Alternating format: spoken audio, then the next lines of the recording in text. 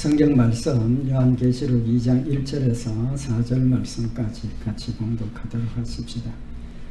에베소 교회의 사자에게 편지하기를 오른손에 7별을 붙잡고 7급 촛대 사이에 다니시는 이가 가라사대 내가 네 행위와 수고와 내 인내를 알고 또 악한 자들을 용납지 아니한 것과 자칭 사도라 하되 아닌 자들을 시험하여 그 거짓된 것을 네가 드러낸 것과 또 네가 참고 내 이름을 위하여 견디고 게으르지 아니한 것을 아노라. 그러나 내가 너를 책망할 것이 있나니 내 처음 사랑을 버렸느니라. 아멘.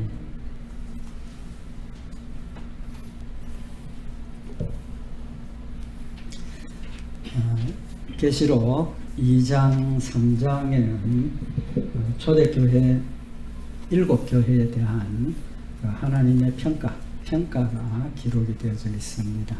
그 평가의 내용이 스무나 교회, 빌라델피아 교회 두 교회는 하나님의 책망을 받지 않고 칭찬만 받았습니다.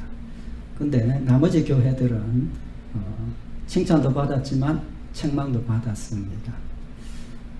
그 의미가 뭐냐 하면 교회에 하나님께서 칭찬만 하신 게 아니라 책망도 하셨다는 그 영적인 의미가 뭐냐 하면 제일 중요한 것 중에 하나가 우리 지상교회는 불완전하다는 것을 우리에게 교훈하시는 겁니다.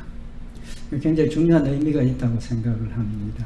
우리가 교회를 어떤 자세로 대하고 있고 또 교회를 어떻게 생각하고 있느냐 하는 부분, 우리에게 중요한 의미를 교훈하신다고 생각을 합니다. 세상 사람들이 우리 교회를 어떻게 생각합니까? 여러 가지로 생각을 하지만 근본적으로 교회는 사랑이다 그렇게 생각을 하죠. 그렇기 때문에 교회 와서 사랑을 찾고 또 교회가 서로 사랑하고 평안하고 즐겁고 뭐 그런 쪽으로 생각을 하죠. 근데 옛날에는 교회 안에 소식들이 밖으로 별로 안 나가니까 세상 사람들이 교회를 좋게 생각하고 성도들 착하고 뭐 그렇게 생각을 했는데 교회 안에 다툼이 심해지고 분쟁이 일어나고 뭐 이런 여러 가지 문제들이 노출이 되기 시작을 하죠. 그래서 세상 사람들이 이때까지 생각했던 교회하고 어떻습니까? 모습이 다르다는 거죠. 그래서 급기야 교회를 비난하고 조롱하고 교회를 인정하지 않는 부정하는 그런 상황까지 오게 된 것으로 생각이 되어집니다. 우리 성도들은 어떻습니까? 우리 성도들은 교회를 어떻게 생각하고 있습니까? 제가 볼 때 우리 성도들 중에도 교회 와서 은혜 받고 서로 사랑하고 위로받고 격려함을 얻으려고 하는데 교회 와서 보니까 뭐가 있습니까? 역시 분쟁도 있고 미움도 있고 다툼도 있고 그래서 본인 생각에 일 감당을 잘 못하는 겁니다. 그래서 어떻게 합니까? 내가 교회 가지 말고 그냥 집에서 열심히 기도하고 성경 읽고 내 믿음을 키워서 하나님 주신 위로와 평강을 받는 것이 좋겠다. 결론적으로 교회를 부정하게 되는 거죠. 심지어는 어떤 분들은 교회의 이런 일들 때문에 우리가 외부적으로도 그렇고 내부적으로도 그렇고 교회가 백해무익하다. 그러니까 교회를 하지 말자. 무교회주의자가 생기는 겁니다. 이단들은 어떻습니까? 기존 기성교회들을 향해서 하나님의 말씀을 자기들만 가지고 자기들만 옳다고 주장한다. 그래서 본인들이 생각하는 그 교리를 엉뚱한 교리를 전파를 하고 기존 교회를 비난하기 시작을 하고 기존 교회가 하나님이 원하시는 아름다운 교회가 되지 못하니까 많은 사람들이 그 이단들을 따라가게 되는 결과가 생긴다는 겁니다. 왜 이런 일이 생깁니까?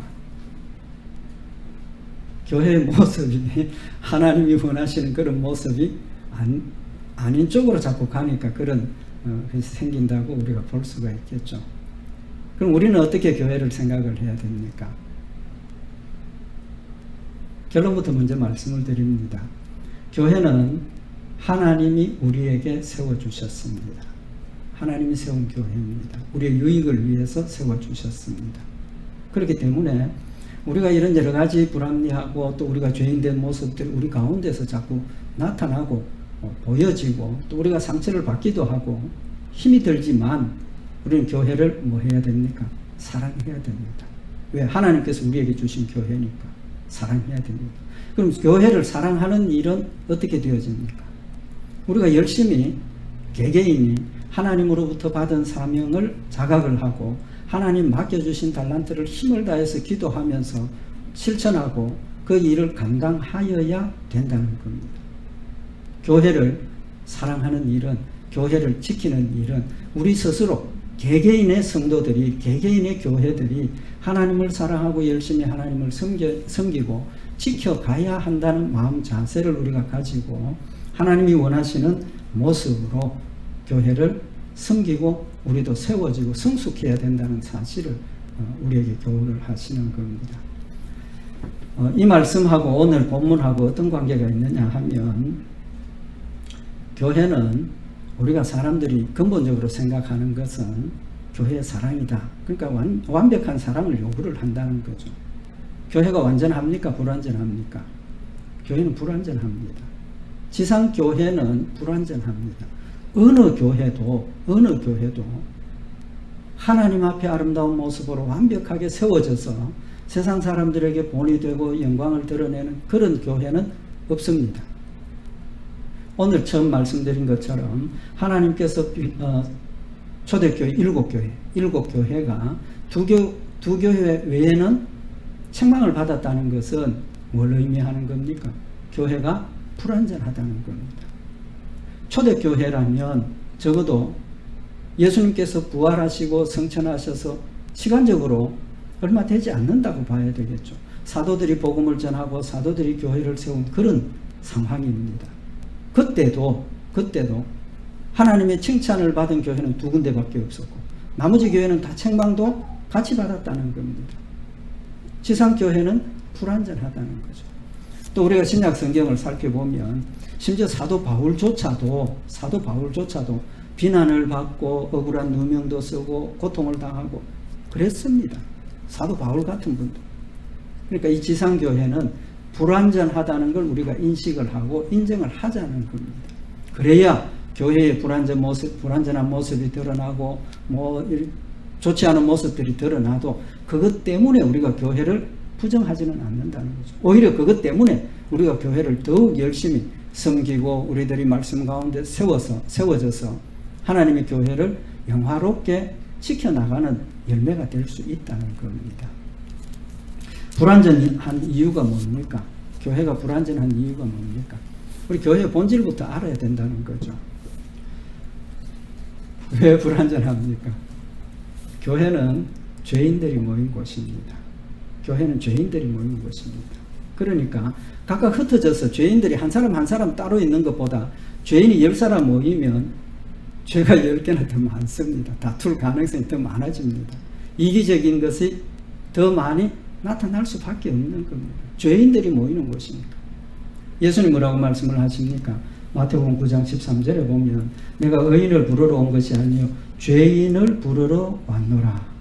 예수님께서 오신 목적이 의인을 위해서 오신 것이 아니고 죄인들을 불러서 깨끗게 하시고 회개하게 하시고 용서하시고 하나님의 백성이 되도록 만들기 위해서 오셨다라고 말씀을 하셨습니다.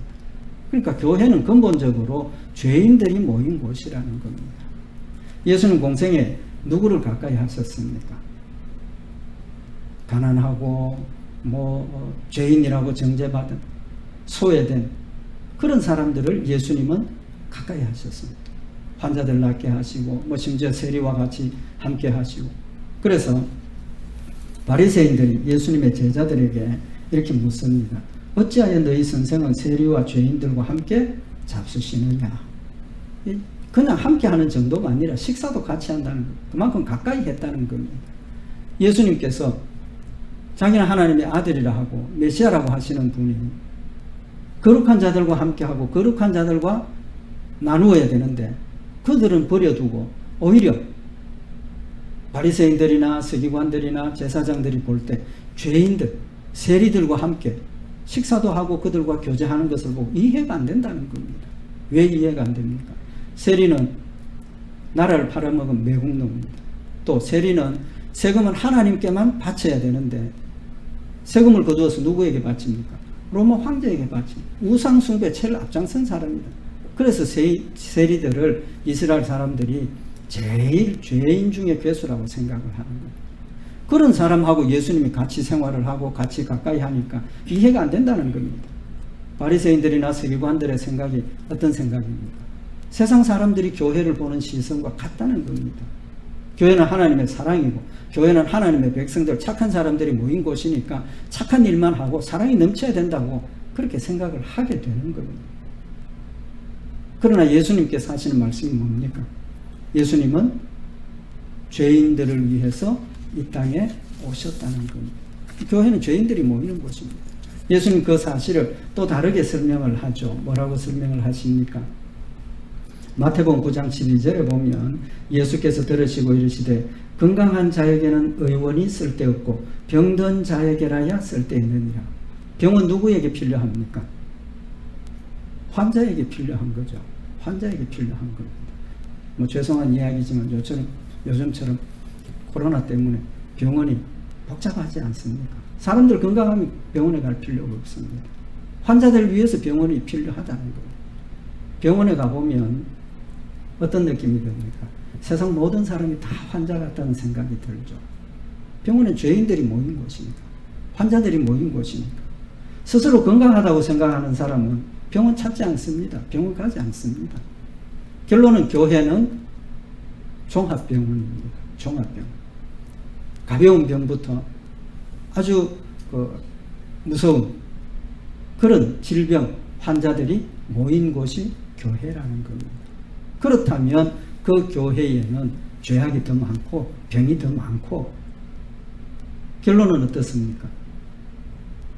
교회 안에 세상 사람들보다 더 악한 행동들이 나타나고 있다는 겁니다. 나타나는 게 정상이라는 겁니다. 그럼 하나님께서 우리에게 교회를 주신 목적이 뭡니까?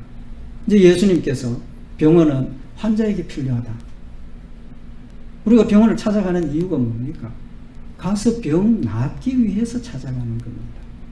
병 낫기 위해서 찾아가는 겁니다. 병이 바로 낫습니까? 아니지 않습니까? 병에 따라서는 약 먹고 금방 낫는 경우도 있지만 치료를 오래 받아야 된다. 마태복음 9장 13절에 보면 예수님께서 교회를 주신 목적을 밝혀주고 있는데 너희는 가서 내가 긍휼을 원하고 제사를 원치 아니하노라 하신 뜻이 무엇인지 배우라. 내가 의인을 부르러 온 것이 아니요 죄인을 부르러 왔노라.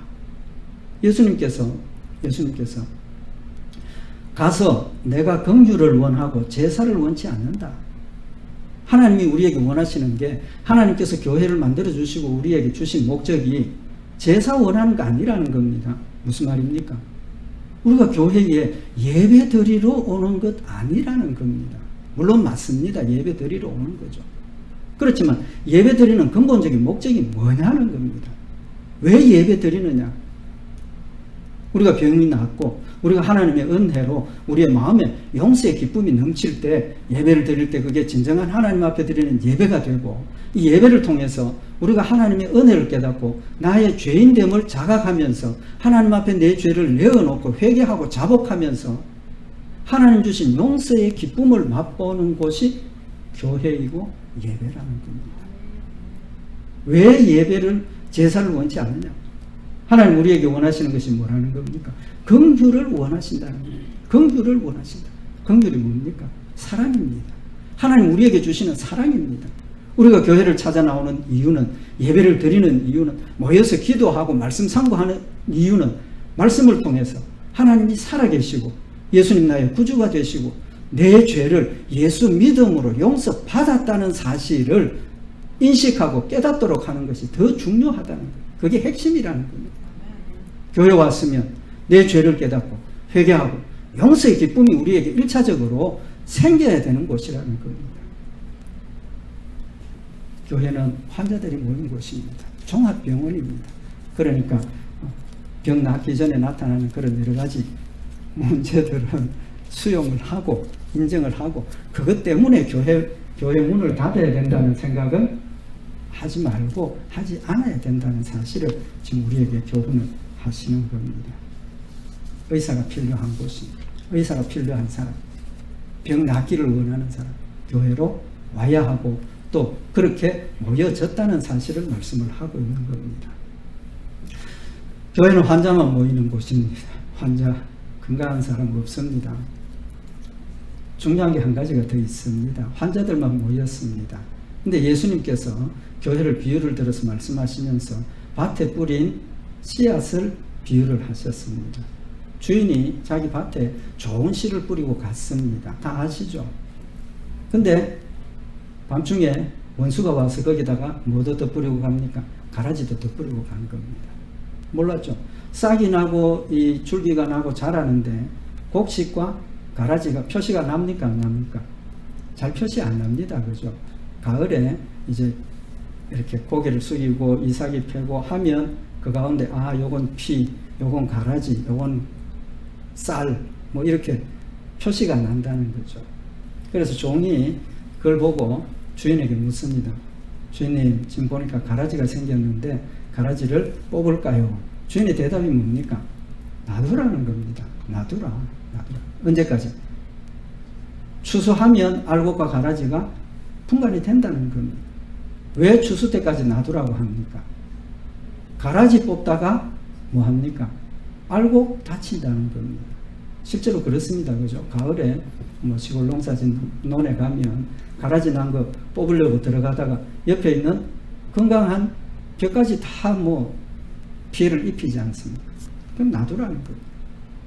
우리 교회 안에도 환자들이 모였는데 알곡이 하나님 택한 백성들을 불러 모으셔서 알곡들이 모였는데 그 중에 가라지도 있다는 겁니다. 가라지도 있다는 겁니다. 사탄이 이 가운데 교회를 무너뜨리고 교회를 흔들기 위해서 사탄이 들어와서 역사를 한다는 겁니다. 그러니까 가라지가 있다는 걸 우리가 알아야 된다는 거죠.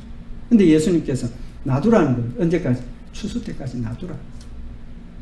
그 의미는 좀 전에 말씀드린 것처럼 가라지 뽑다가 알곡 다친다. 그 의미가 뭐냐 하면 알곡과 가라지를 우리는 분별할 수 있습니까? 없습니까? 분별 못합니다. 우리는 알곡과 가라지를 분별하지 못합니다. 알곡 같은데 가라지가 있습니다.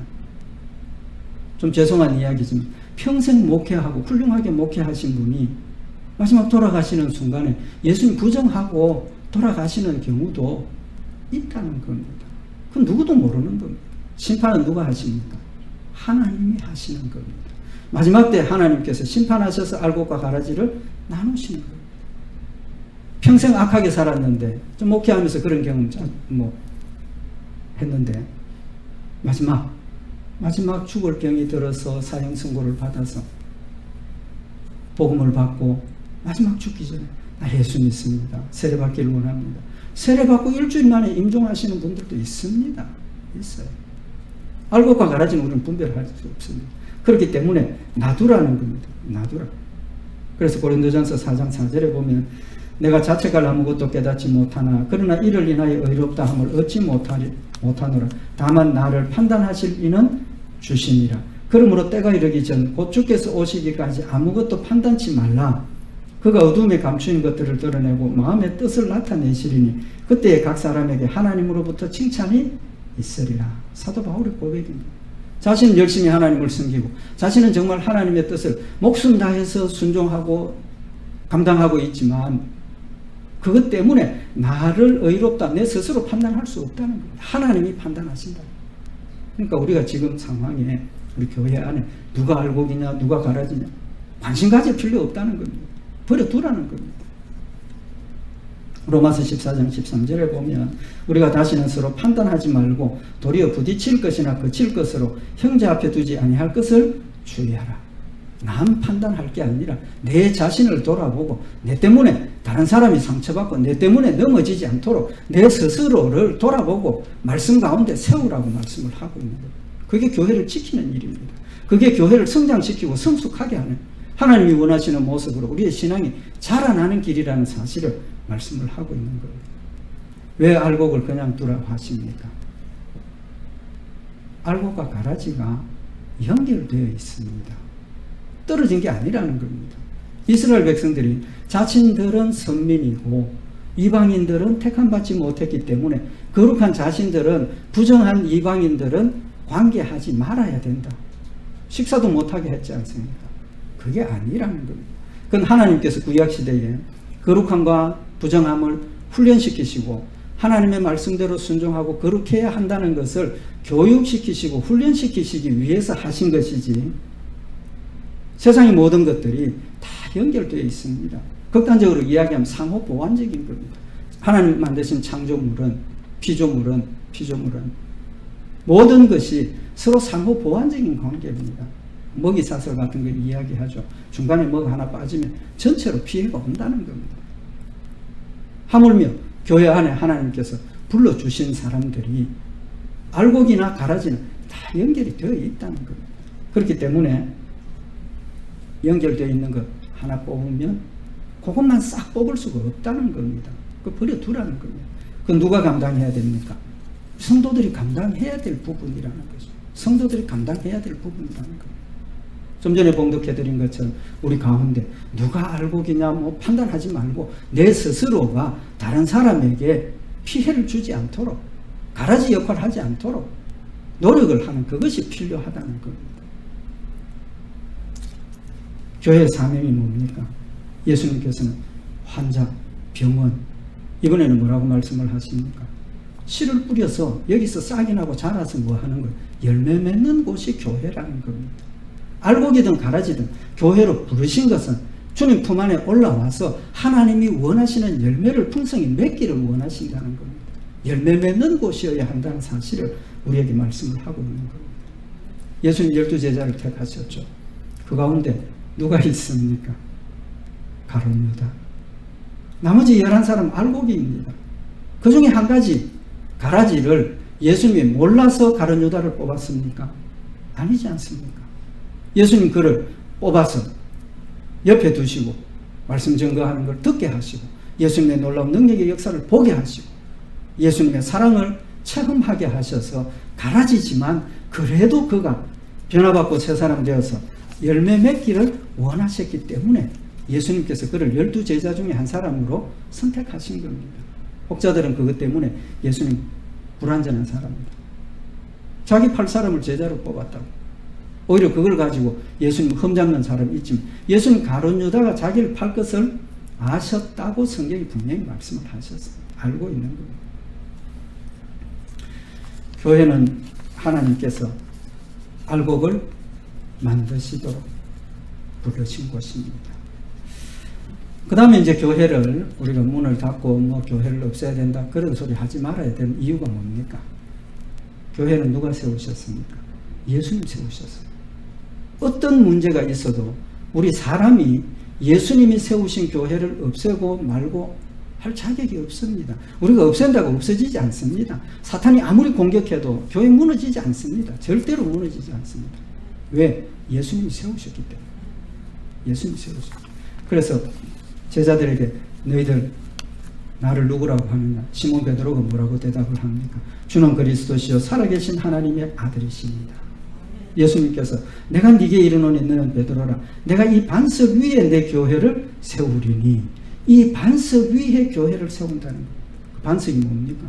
베드로가 아닙니다. 베드로가 고백한 주는 그리스도시요 살아계신 하나님의 아들이시니다라는 믿음의 고백 위에 교회를 세우신 겁니다. 교회는 그냥 세상의 동호회 모임이 아닙니다. 친목 모임이 아닙니다. 예수님께서 예수 그리스도를 믿는 하나님의 백성들을 모아서 하나님을 섬기도록 하신 곳이 교회입니다.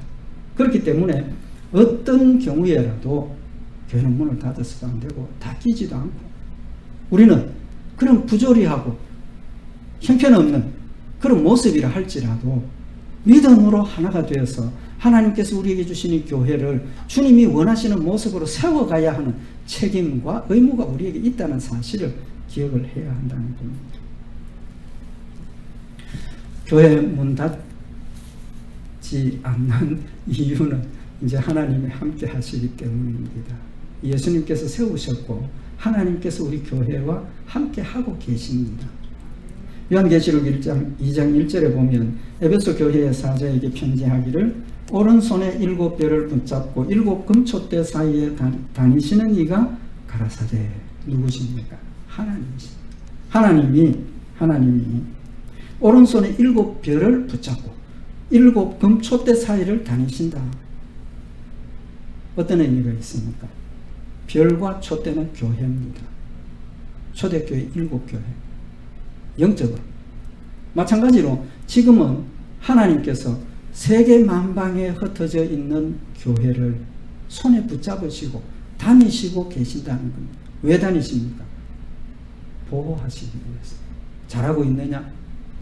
그런 뜻이 아니라 보호하시기 위해서.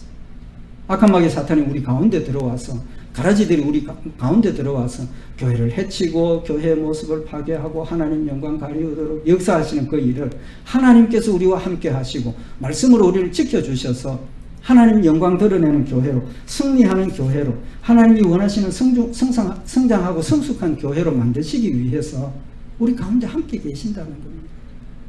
하나님께서 결론적으로 교회를 세우신 목적은 병자를 낫게 하셔서 건강한 사람 만드시기 위해서 씨를 뿌려서 알곡이 되도록, 알곡 많이 열매 맺을 수 있도록 교회를 세워주셨다는 겁니다. 그럼 교회의 모습이 어떤 모습이어야 하겠습니까? 교회는 칼빈이 성도들의 어머니라 그랬습니다. 교회는 우리 성도들에게 어머니의 역할을 하는 겁니다. 어머니의 역할이 뭡니까? 자녀를 사랑으로 양육하고 양육하는 겁니다. 자라게 하도록. 그래서 하나님께서 성도들을 교회로 불러 모으신 것은 교회에 모여야 우리의 신앙이 자랄 수 있기 때문입니다. 두 번째는 모여서 싸우라는 겁니다. 모여서 싸우라. 각계 전투가 아니고 모여서 싸우라. 누구와? 사탄과. 사탄과의 싸움은 1대1로는 절대로 힘듭니다. 물론 1대1로 싸워서 이기지만, 하나님께서 함께 하셔서 이기게 하시지만, 모여서 함께 기도하고 연약한 자들 돕고 자라게 하고 또 서로 위로하고 격려하고 힘을 합쳐서 사탄과의 싸움에서 승리하라고 교회를 모아주신 겁니다. 모이게 하신 겁니다. 그래서 에베소서 4장 11절에 보면 그가 혹은 사도로 혹은 선지자로 혹은 복음 전하는 자로 혹은 목사와 교사로 주셨으니, 하나님께서 교회에 목사를 세우신 이유를 지금 말씀을 하고 있는 겁니다. 그냥 성도들이 모여서 같이 돌아가면서 예배 인도하고 그게 아니고, 목사를 세우신, 선지자, 복음 전하는 자, 사도 세우신 목적을 뭐라고 말씀을 하시느냐 하면 에베소서 4장 12절에 이는 성도를 온전케 하며 봉사의 일을 하게 하며 그리스도의 몸을 세우려 하시니라. 목사에게 주신 사명이, 첫째는 성도를 온전케 한다는 겁니다. 온전케 한다. 그 뜻이 뭡니까? 예수 처음 믿고 하나님을 잘 모르니까 우리는 갓난 아이와 같은 그런 때는 뭘 해야 되는지, 어떻게 해야 되는지, 하나님의 뜻이 무엇인지 모른다는 거죠. 하나님께서 목사를 세우신 이유는 하나님의 말씀을 상고하고 하나님의 말씀을 연구하고 하나님의 뜻을 정확하게 분별하고 판단해서 하나님의 말씀을 정확하게 성도들에게 가르치라는 겁니다. 왜? 우리가 믿음 가운데 성장하려면 하나님의 말씀이 우리 가운데 쌓이지 않으면 절대로 자랄 수 없습니다. 수십 년 되어도, 예수를 수십 년 믿어도 하나님의 말씀으로 우리가 양육함을 받지 못하면, 잘못하면 미신이 치우칠 수밖에 없는 겁니다. 기복주의 신앙으로 흘러가는 겁니다. 왜? 하나님의 존재와 하나님의 실체를 명확하게 우리가 알지 못하기 때문에, 하나님 약속하신 것을, 하나님의 뜻을 우리가 명확하게 분별하지 못하기 때문에 내 기준에서, 세상 사람들의 기준에서 예수 믿다 보면 자신도 모르는 사이에 미신으로 흘러갈 수 있다는 사실을 교육을 하시는 겁니다. 믿음으로, 말씀으로 양육하기 위해서. 그래서 너희는 그리스도의 장성한 분량까지 자라야 된다라고 말씀을 하고 계시는 겁니다. 예배, 복음 전하고 말씀 전하는 이 일이 얼마나 중요한가 하는 걸 우리가 깨달아야 되고, 말씀을 전하는 목사도 왜 설교하는지를 우리가 명확하게 이유를 알고 그 목적을 위해서 우리가 말씀을 전하고 말씀을 듣고 우리가 말씀을 상고하고 읽어야 된다는 사실을 우리에게 교훈을 하시는 겁니다. 봉사의 일을 하게 한다. 우리 성도들로 하여금 봉사의 일을 하게 하는 겁니다. 우리 성도들이 어떻게 하나님의 뜻을 따라하는 것이고 어떻게 하나님이 원하시는 일인가를 말씀을 통해서 성도들과 함께 의논하고 분별하고 그래서 이것이 하나님이 원하시는 일이고 이 일을 우리가 행해야 한다. 하나님이 일을 어떻게 해야 할 것인가를 우리가 의논하고 결정하고 분별하고 또 그 일을 할 수 있도록 지도하라고 목사를 세우셨다는 겁니다. 그리스도의 몸을 세우려 하십니다. 결론적으로 우리 성도들이 각자가 하나님의 뜻을 깨닫고 하나님 나에게 주신 달란트를 깨닫고 그 말씀 가운데 바로 서서 각자 맡겨진 자리에서 열심히 충성하면 교회 전체가 건강해집니다. 건강해진다. 함께 자라야 되는 겁니다. 함께 자라야 돼요. 모든 성도들이 그리스도의 형상을 담는 그런 모습이 되면 그 교회는 그 교회 전체가 하나님의 형상을 닮은 건강하고 열매 맺는 풍성하게 하나님의 뜻을 이루어가는 아름다운 교회가 된다라는 사실을 지금 말씀을 하고 있는 겁니다.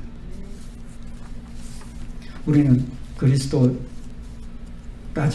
자라야 되는 상황입니다. 그래서 교회를 불러주셨고 함께 모아주신 것은 서로 협력하라는 겁니다. 하나가 되게 하신 거예요. 그래서 고린도전서 12장 25절에 보면 몸 가운데서 분쟁이 없고 오직 여러 지체가 서로 같이 하여 돌아보게 하셨습니다. 서로 돌아보는 겁니다. 서로를 위해서 기도하고 서로를 위해서 말씀으로 권면하고 서로를 위해서 함께 힘을 합치고 돕고 서로 돌아보는 겁니다. 기도로 돌아보는 겁니다.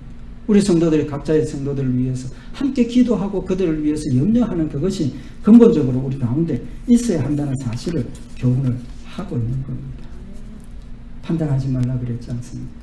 판단이 아니라 분별하고 뭐가 필요한가? 내가 도울 일이 무엇인가? 찾아보고 서로를 위해서 함께 해야 한다는 사실을 말씀을 하고 있는 겁니다. 하나님의 교회를 위해서 우리가 꼭 기억해야 될 것은 갈라디아서 6장 4절에 보면 각각 자기의 일을 살피라. 그리하면 자랑할 것이 자기에게만 있고 남에게는 있지 아니하리니 각각 자기의 짐을 질 것이니라. 첫째 해야 될 일이 자기를 돌아보는 거예요. 자기를 돌아보면 내가 무엇에 약하고 내가 뭘 해야 하고 깨닫는다는 거예요. 그리고 자기 짐을 지라는 겁니다. 하나님 우리 각각의 성도들에게 나누어 주신 달란트가 다 다릅니다. 있습니다. 그거 열심히 감당하라는 겁니다. 두 번째는 뭡니까? 갈라디아 6장 2절을 보면 너희가 짐을 서로 지라. 그리하여 그리스도의 법을 성취하라. 짐을 서로 나누어 진다는 겁니다. 함께 진다는 겁니다. 함께 진다. 그리고 그리스도의 법을 성취하는 겁니다. 사탄과의 싸움에서 아까도 말씀드린 것처럼 1대1로 사탄과 싸우는 것 아닙니다.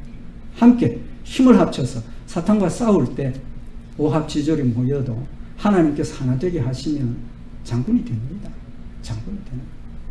혼자 싸우면 저도 열이 모이면 이길 수 있습니다. 그걸 위해서 하나님께서 우리를 하나 되게 하셨고 모이게 하셨고 서로 사랑하고 위로하고 격려하고 힘을 합해서 교회를 강건케 해서 사탄과의 싸움에서 승리하고 하나님 영광 받게 하는 일들을 우리에게 맡겨주신 겁니다. 가장 모범적이고 본을 받아야 할 교회가 한순간 있었습니다. 언제입니까? 사도행전 2장에 보면 오순절날 성령이 그들에게 임하시고 그들이 성령을 충만히 받고 방언을 하고 그들의 삶이 바뀌었을 때 사도행전 2장 42절에 보면 저희가 사도의 가르침을 받아 서로 교제하며 떡을 떼며 기도하기를 전혀 힘쓰니라. 사람마다 두려워하는데 사도들로 인하여 기사와 표적이 많이 나타나니 믿는 사람이 다 함께 있어 모든 물건을 서로 통용하고 또 재산과 소유를 팔아 각 사람의 필요를 따라 나눠주고 날마다 마음을 같이하여 성전에 모이기를 힘쓰고 집에서 떡을 떼며 기쁨과 순전한 마음으로 음식을 먹고 하나님을 찬미하며 또 온 백성에게 칭송을 받으니 주께서 구원받는 사람을 날마다 더하게 하시느니라. 교회의 출발의 모습은 이랬습니다. 시간이 가면서 교회가 무너지기 시작한 거예요. 그럴 수밖에 없는 겁니다. 왜? 죄인들이 모였기 때문에. 알곡과 가라지가 함께 모였기 때문에. 우리의 힘으로는 완벽하게 주님을 섬길 수 없기 때문에 잠시 성령에 충만한 그때는 그들이 성령 충만함을 받고 하나님이 원하시는 모범적인 교회의 모습을 가졌지만 그 가운데 여러 사람들이 모여지면서 부족한 모습들이 나타나기 시작을 하는 겁니다. 현재 우리의 교회, 현재 지상 교회들의 모습이 다 똑같습니다. 고만고만한 겁니다. 문제는 우리가 교회를 어떻게 생각을 하느냐. 하나님 주신 소중한 교회입니다. 하나님이 세우신 교회입니다. 우리에게 하나님의 교회를 성장하고 성숙시켜서 하나님 영광 받으시고 하나님을 찬양하는 아름다운 교회가 되도록 우리에게 맡겨주신 겁니다. 많고 적음의 문제가 아니라는 것 우리 다시 한번 기억을 하고, 우리 성도들 하나님이 주신 사명들 다시 한번 마음에 새겨서 서로를 위해서 기도하고 서로를 위해서 용서하고 서로를 위해서 나누고 협력하면서 말씀의 뜻을 모아서 주의 뜻들을 함께 잘 감당해서 성장하고 성숙된 모습으로 하나님을 영화롭게 하는 우리 교회가 되기를 원합니다. 기도드리십시다. 사랑의 하나님 아버지, 하나님 몸된 교회를 세우시고 말씀 가운데 자라게 하시며 우리의 삶의 열매를 통해서 하나님 영광 받으시기를 원하심을 다시 한번 마음에 새기는 시간이 되게 하시고, 하나님을 사랑하는 사랑이 우리 온 성도들 마음속에 넘쳐나게 하셔서 사랑으로 하나 되게 하시고 서로를 위해서 기도하게 하시고 또 위로하고 협력하며 권면하며 함께 힘을 합쳐서 주의 뜻을 아름답게 이루어가는 복된 역사 있도록 좀 축복하여 주시옵소서. 승리케 하실 줄 믿고 감사드리오며 우리 주 예수 그리스도의 이름으로 기도드리옵나이다. 아멘.